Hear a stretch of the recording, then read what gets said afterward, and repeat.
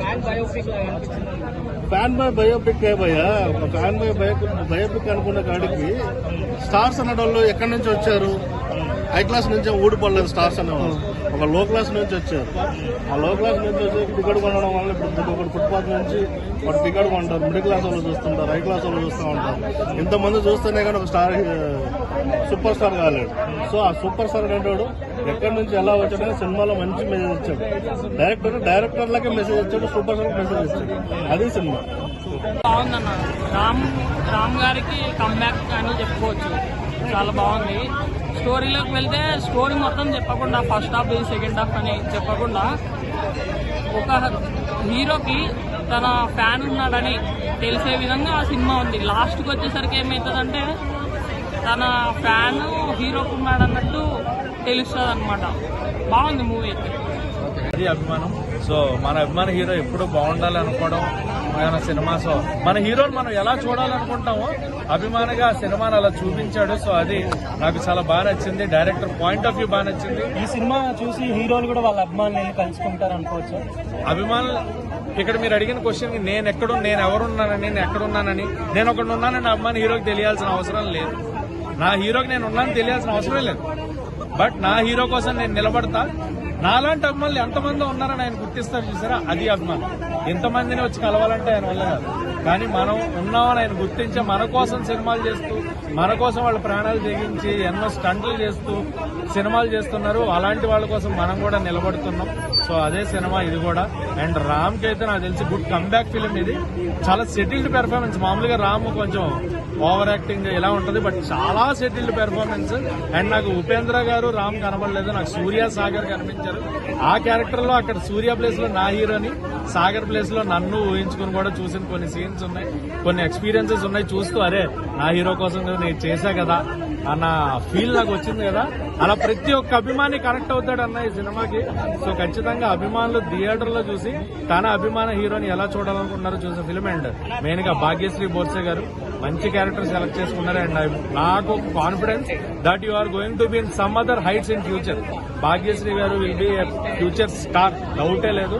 కాంతా తర్వాత ఇది రెండు కూడా performance peaks. And Murali Sharma గారు, రావు రమేష్ గారు, రాహుల్ రామకృష్ణ గారు, and songs, background music, everything was perfectly fitted film. And ఇలాంటి సినిమాలు ఒకటి రేటింగ్ అడగొద్దు, రేటింగ్ ఇచ్చి మంచి సినిమాలు తక్కువ చేయాలి. సొసైటీ సినిమా బాగుందనో లేదు నాకు ఒక మెసేజ్ లేదు, ఎంటర్టైన్మెంట్ కానీ. బట్ ఈ డైరెక్టర్ డిఫరెంట్ గా సూపర్ స్టార్స్ ఒక మెసేజ్ ఇచ్చాడు. సూపర్ స్టార్స్ ఎవరైతే ఉన్నారో అందరూ ఇండియాలో కానీ వరల్డ్ వైడ్ గా కానీ వాళ్ళకి ఆ టికెట్ డబ్బులు ఎక్కడి నుంచి వస్తున్నాయి, వాళ్ళకి ఆ స్టార్డమ్ ఎక్కడి నుంచి వచ్చింది ఒక అనేది బాగా చూపించాడు. ఆ పాయింట్ ఆఫ్ వ్యూ చాలా బాగుంది సినిమా. ఫ్యాన్ బాయ్ బయోపిక్ భయ్యా, ఫ్యాన్ బాయ్ బయోపిక్ అనుకున్న కాడికి స్టార్స్ అనడంలో ఎక్కడి నుంచి వచ్చారు? హై క్లాస్ నుంచి ఊడిపడలేదు స్టార్స్ అనేవాళ్ళు, ఒక లో క్లాస్ నుంచి వచ్చారు. ఆ లో క్లాస్ నుంచి వచ్చి టికెట్ కొనడం వల్ల ఇప్పుడు ఒకటి ఫుట్పాత్ నుంచి ఒక టికెట్ కొంటారు, మిడిల్ క్లాస్ వాళ్ళు చూస్తుంటారు, హై క్లాస్ వాళ్ళు చూస్తూ ఉంటారు. ఇంతమంది చూస్తేనే కానీ ఒక స్టార్ సూపర్ స్టార్ కాలేడు. సో ఆ సూపర్ స్టార్ అనేవాడు ఎక్కడి నుంచి ఎలా వచ్చాడని సినిమాలో మంచి మెసేజ్ ఇచ్చాడు. డైరెక్టర్లకే మెసేజ్ ఇచ్చాడు, సూపర్ స్టార్ మెసేజ్ ఇచ్చాడు. అది సినిమా బాగుందన్న. రామ్ గారికి కమ్బ్యాక్ అని చెప్పుకోవచ్చు, చాలా బాగుంది. స్టోరీలోకి వెళ్తే స్టోరీ మొత్తం చెప్పకుండా, ఫస్ట్ హాఫ్ సెకండ్ హాఫ్ అని చెప్పకుండా, ఒక హీరోకి తన ఫ్యాన్ ఉన్నాడని తెలిసే విధంగా ఆ సినిమా ఉంది. లాస్ట్కి వచ్చేసరికి ఏమవుతుందంటే తన ఫ్యాన్ హీరోకి ఉన్నాడన్నట్టు తెలుస్తుంది అనమాట. బాగుంది మూవీ అయితే. అది అభిమానం. సో మన అభిమాన హీరో ఎప్పుడు బాగుండాలి అనుకోవడం మన సినిమా. సో మన హీరోని మనం ఎలా చూడాలనుకుంటామో అభిమానిగా సినిమాని అలా చూపించాడు. సో అది నాకు చాలా బాగా నచ్చింది. డైరెక్టర్ పాయింట్ ఆఫ్ వ్యూ బాగా నచ్చింది. ఈ సినిమా చూసి హీరోలు కూడా వాళ్ళ అభిమానులు కలుసుకుంటారు అనుకోవచ్చు. అభిమానులు ఇక్కడ మీరు అడిగిన క్వశ్చన్ నేను ఎవరున్నానని, నేను ఎక్కడున్నానని, నేను ఒకటి ఉన్నానని అభిమాని హీరోకి తెలియాల్సిన అవసరం లేదు. నా హీరోకి నేను ఉన్నానని తెలియాల్సిన అవసరం లేదు. బట్ నా హీరో కోసం నేను నిలబడతా. నాలాంటి అభిమానులు ఎంతమంది ఉన్నారని ఆయన గుర్తిస్తారు చూసారా, అది అభిమానం. ఎంతమందిని వచ్చి కలవాలంటే ఆయన వల్ల కాదు, కానీ మనం ఉన్నామని ఆయన గుర్తించి మన కోసం సినిమాలు చేస్తూ, మన కోసం వాళ్ళ ప్రాణాలు తెగించి ఎన్నో స్టంట్లు చేస్తూ సినిమాలు చేస్తున్నారు. అలాంటి వాళ్ళ కోసం మనం కూడా నిలబడుతున్నాం. సో అదే సినిమా ఇది కూడా. అండ్ రామ్ కి అయితే నాకు తెలిసి గుడ్ కమ్బ్యాక్ ఫిలిం ఇది. చాలా సెటిల్డ్ పెర్ఫార్మెన్స్. మామూలుగా రామ్ కొంచెం ఓవర్ యాక్టింగ్ ఇలా ఉంటది. బట్ చాలా సెటిల్డ్ పెర్ఫార్మెన్స్. అండ్ నాకు ఉపేంద్ర గారు రామ్ కనబడలేదు, నాకు సూర్య సాగర్ కనిపించారు.